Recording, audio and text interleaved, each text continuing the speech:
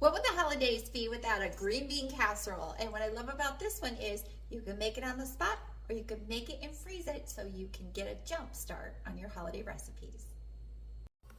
In a large skillet, we have 2 tablespoons of butter melting. We're going to add 1 onion. And then we're going to actually add mushrooms to ours. These are sliced cremini mushrooms. If you're not a mushroom fan, go ahead and omit it, no big deal. Cook these for about 5 to 7 minutes until softened and translucent. While this is sauteing, I want to tell you really quick what I did with my beans. I took a pot of salted boiling water and I put the green beans in. I cooked them for about 4 to 5 minutes just till they got a little bit crisp or tender, and then I took them out and put them in a cold plunge, cooled them off, drained them, and they're in the bowl waiting to be mixed in later. Now we're going to add a little bit of garlic.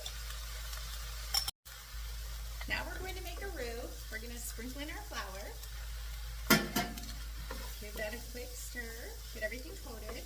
A lot of times you see the recipe calls for like a cream of mushroom soup or cream of chicken soup even. This is a homemade one.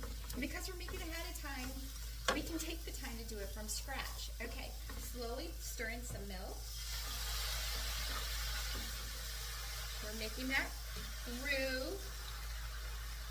And that flour will help thicken this up. And then I'm also going to add some chicken broth. It's 1 cup of chicken broth.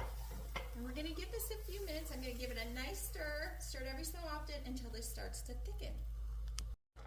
This is thickened up, so I'm going to turn the heat off. And I'm just going to slide it over here. Hopefully you can still see that. To this, we're going to be adding some salt, some pepper. Put that there. We're going to add some sour cream, and then a little bit of soy sauce. It just adds another layer of flavor, and then this is totally optional, but I'm going to add in some cheddar cheese. All right, give that a stir. Once it's nicely mixed, add in those cooked and chilled green beans.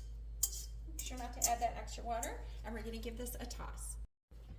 If you're baking this right now, it's 355 degrees. Cover it with foil, bake it for about 55 minutes, take the foil off, and then add your crisp onions on top. Cook it for another 10 to 15 minutes more, just till brown on top.